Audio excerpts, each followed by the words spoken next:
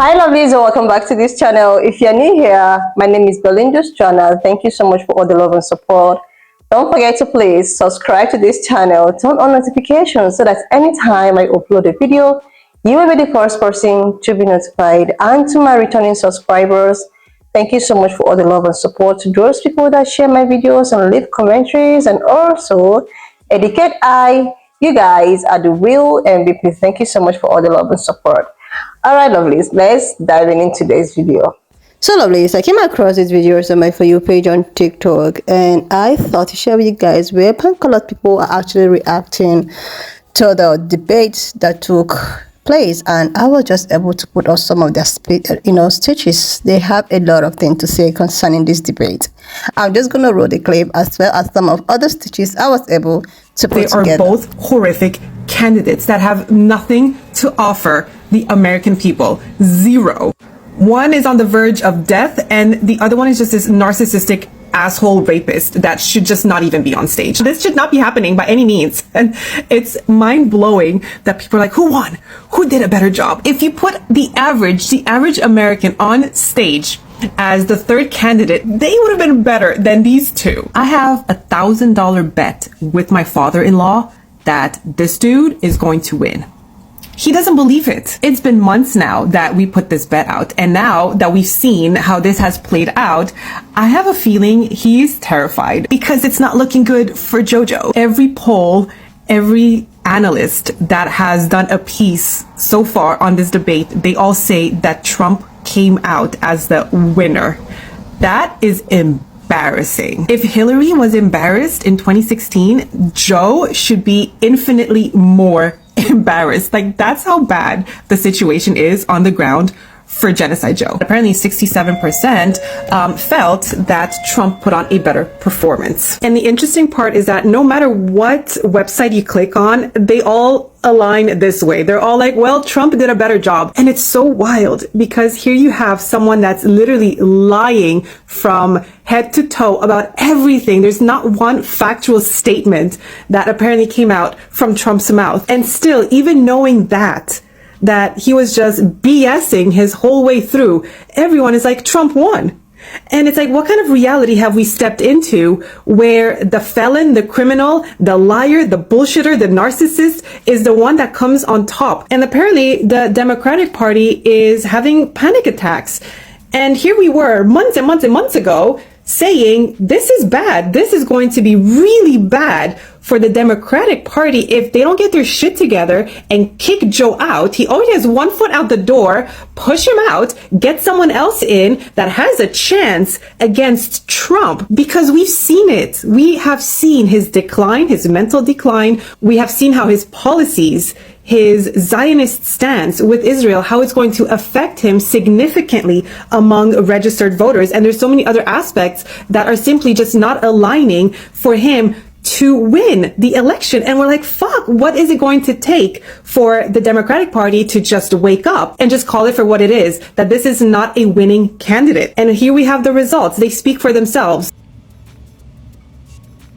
It should not have gotten to this point. Why did it get to this point? Why was last night the nail in the coffin, so to speak, for some of these Democrats that are now turning on Biden and being like, oh, well, maybe he isn't the right choice? Did it literally take them being directly next to each other for you to realize and for you to ignore your constituents screaming at you that this was a bad idea? Like, how in the world did it go on this long? This isn't news.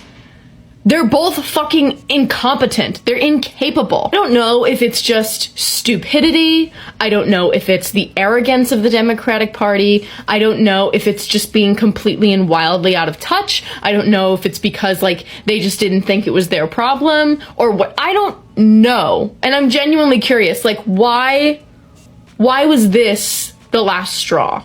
Because, yeah, it was bad. But, like, hasn't it been bad? Hasn't it been bad for like months now? We didn't even want him last term. Have we all forgotten Bo Burnham's how is the best case scenario Joe Biden that is now still unbelievably relevant 4 years later. In addition to this just being horrible for the American people, this is a fucking embarrassment. This is a national embarrassment. I'm baffled. Just again reaffirming people in power are not the smartest people in society. They are the elite. They don't know what they're talking about. They're stupid. They're dumb. They're the fucking worst.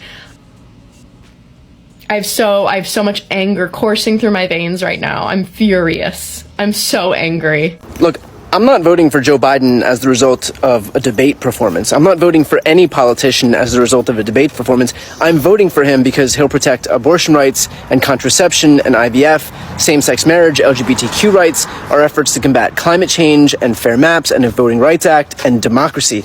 Let's not pretend that the debate changed any of that.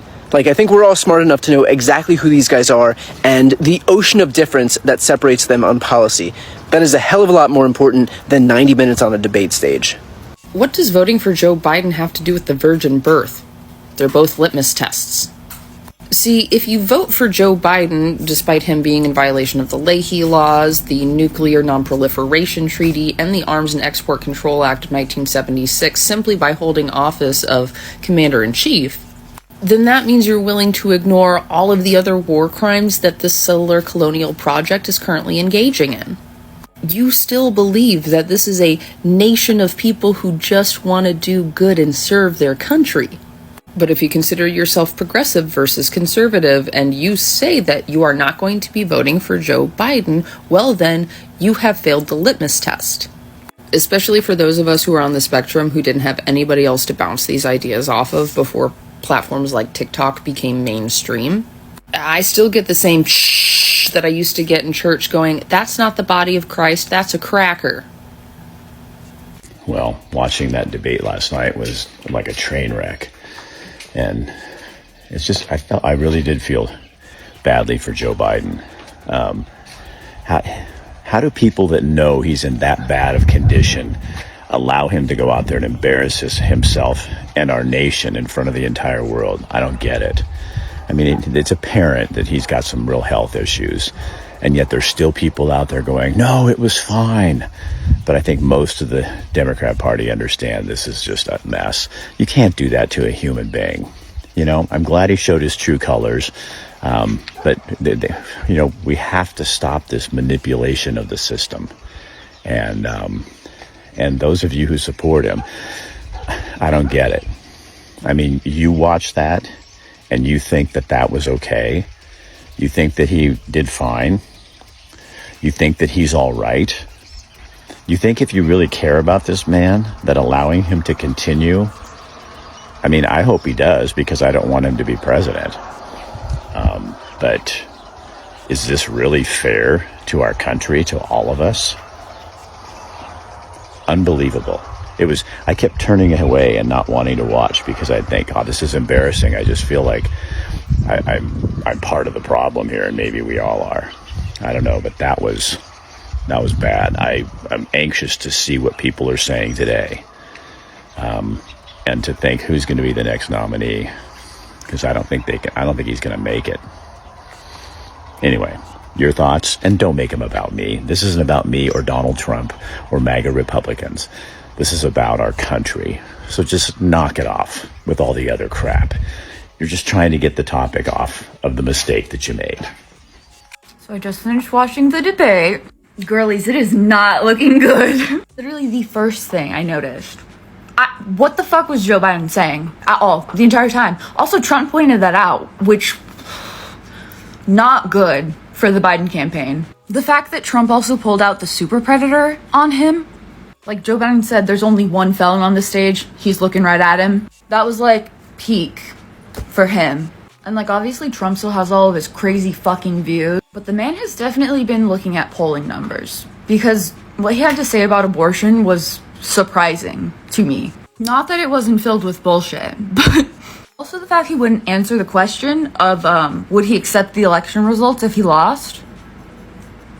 I will admit, it was also funny when Trump said that he would rather not run for president again. He would rather be, like, retired. He's doing it for the good of the nation. Anyone else significantly more worried about the election after that?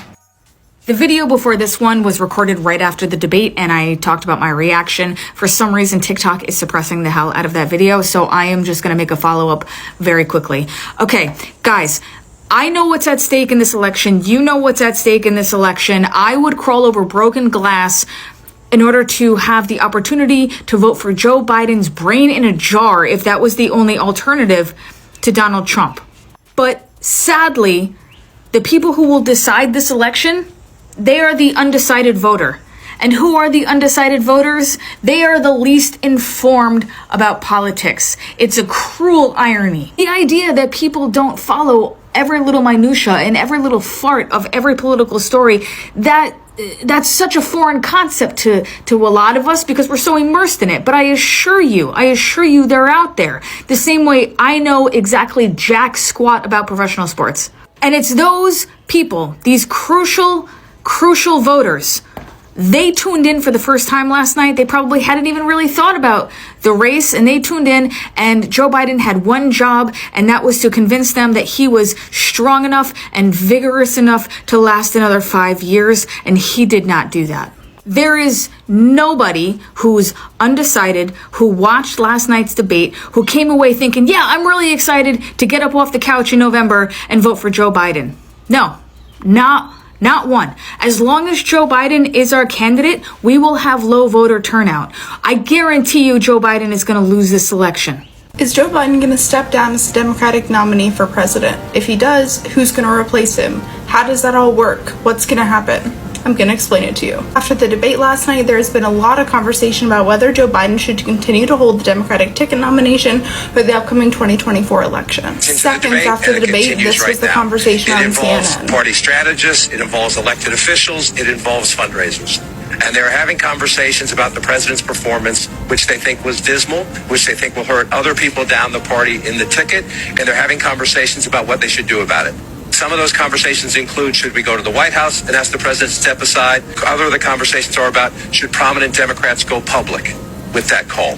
Because they feel this debate was so terrible. Well, first you have to know how the Democratic nominee is even chosen, and surprisingly, it's actually not official yet. The official Democratic nominee for president is announced during an election year at the DNC convention, which this year is in Chicago from August 19th to the 22nd. However, there is an official process that happens before all that, and it's actually strikingly similar to the Electoral College. Now, at the DNC convention, there are delegates, and these delegates are the ones that are voting on who our nominee is going to be. There are a certain amount of delegates assigned to each candidate based on the state primary elections. This election cycle, Biden won almost 99% of the 4,000 delegates that are attending the DNC convention. If Biden were to drop out at this point because primaries are over, there is no official mechanism that him or anyone else in the Democratic Party have of choosing his successor, meaning the DNC would have an open convention where none of those delegates have any loyalties. They could choose whoever they want. There would be a lot of Democrats who took a swing at that nomination seat. Obviously, Biden would have some sway. Whoever he chose to endorse would probably get most of the delegates. People have asked about Kamala Harris and if she would become the automatic nomination, but no, she's the same shot as everybody else. In fact, her approval ratings are actually less than both Donald Trump and Joe Biden. But unless she received an endorsement from Joe Biden, she's on the same playing field as everybody else. Some people have asked, could Biden be forced out? And technically he could, but that's never happened before. There's never been a hostile takeover like that. However, DNC language does technically allow it. Rules allow delegates to remove somebody who in all good conscience don't reflect the sentiments of those who elected them anymore, opening the door for them to possibly forcibly remove Biden, but I really don't see that happening. Now, who the hell would replace him? There's a few people that we know would be making a bid, like Marianne Williamson and Dean Phillips, who challenged Biden during the initial primary elections. Just a note, remember these are not third-party candidates, okay? These are not your RFKs, these are not your Jill Steins. Jill Stein is running with the Green Party. RFK is doing God knows what RFK is doing, okay? This is your Democratic nominees. You have to be a registered Democrat to run. Other names that have been brought up are Gavin Newsom, the governor of California, and Gretchen Whitmer, the governor of Michigan. Gavin Newsom was actually already asked about this, and he said, I would never turn my back on President Biden, which, in my opinion, is just genius marketing if he wants that nomination. As of right now, Biden has given absolutely no indication that he's planning on stepping down, but if he was, that is how it would happen. Now, if he stepped down while he was still president, Kamala Harris would take over in that situation. As always, leave any questions you have in the comments below. I'll be sure to answer them, and I'll be back again with more updates and more news without shoving it down your throat. Last night I watched a great-grandfather and a grandfather go on stage and argue about golf scores while my groceries are $700 a month for 2 people. Last night I watched a grandfather and a great-grandfather struggle to find their words, complete thoughts, or finish sentences while interviewing for what might arguably be the biggest job in the world on national television. Last night I watched a grandfather and a great-grandfather call each other names and tell untruths while literally fighting over us. The way we look at Florida is the way the rest of the world looks at us. No disrespect to Floridians, but you gotta know, right? Not that I had this giant lingering sense of pride or anything for quite some time about being a person who lives in this country. And before you hit me with the then leave, trust and believe, it is on the to-do list. There's active work going into it. But I just miss a sense of being unembarrassed. It feels like I'm in the backseat of a car and my parents are fighting and they don't know where they're going and they don't know what they're talking about anymore. And they've lost the plot. And that's where we are. I'm going in the house. Days, over the week, people were like, most of them, like the both of these candidates, are not even something to write home about. And I was like, okay, let me see what pine-colored people have to say about these Republicans and Democrats. And a lot of them have their different opinions, which says that two of these candidates are not even a go. But what do we do? What do we do in this, kind of scenario? We just have to they have to do whatever they have to do. But my own concern is about the statement that Trump actually made. He talked about how, immigrants are actually coming over to take, black jobs, which I posted the first part yesterday, and I'm still clamoring. What the hell does he mean by the black jobs? And I did my own research. I went on TikTok to actually, know what this black jobs is all about, because I am not aware of this black job that immigrants are coming to take. And a lot of black writers, decided to make list of these black jobs. And they went ahead to talk about how the low profile jobs are meant for black people. That means these people know exactly what they are doing. They purposely keep low profile job, low income job for black people because they want to keep black people in a certain position. They want to keep them in a position whereby they will not be able to ascertain a certain goal in life. They just want them to remain in a particular position that will make them not to be leveraged. But the high profile job, is actually meant for the upper class. And the upper class, which I mean is, tan-colored people, either qualified or not. Since you are tan-colored, you are automatically qualified to get said job.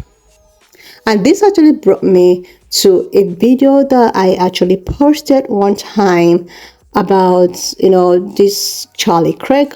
He went ahead to talk about how he feels so uncomfortable with a black pilot because he feels that black people are not professional. So no matter how you as a black person try to prove yourself over and over again to actually make these people realize or see a potential in you, but because you have this color that I possess, you are automatically disqualified or you are not professional.